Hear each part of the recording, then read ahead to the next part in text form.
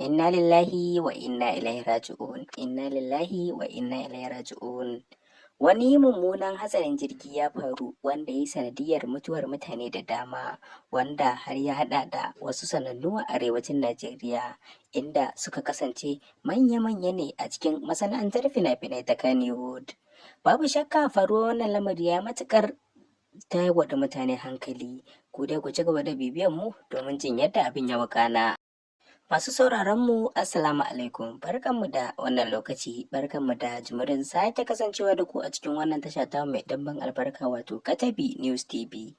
Tashar da take kawo muku zafafan labarai da rahotanni waɗanda ke zagaye da ku birni da ƙauyuka da ma na ƙasashen waje. Kada dai ku manta ku danna mana subscribe, kana ku danna mana alamar ƙararrawar sanarwa domin sanar da ku da zarar mun ɗora sababbin shirye-shiryenmu. Faruwar wani mummunan hatsarin jirgi ta yi matuƙar ɗagawa mutane hankali kwarai da gaske, domin kuwa wannan jirgi ya yi hatsari ne yayin da yake dawowa daga ƙasar Dubai zuwa Najeriya. Babu shakka wannan hatsarin jirgi ya yi matuƙar ɗagawa mutane hankali duba da yadda mutane gaba ɗaya suka ƙone daga fasinjan cikin jirgin har matuƙa ciki. Daga cikin waɗanda suka mutu har da wasu shahararru a cikin wannan ƙasa tamu waɗanda suka kasance jarumai ne a masana'antar fina-finai ta Kannywood a arewacin Najeriya. Babu shakka wannan lamari ya yi matuƙar ɗaga wa jaruman fina-finan Kannywood hankali duba da irin yadda har yanzu ban san adadin waɗanda suka mutu a cikin mutanensu ba, domin kuwa a cikin mutanen nasu sun zo ne kusan su mutum 8 yayin da ake tunanin ma sun fi haka.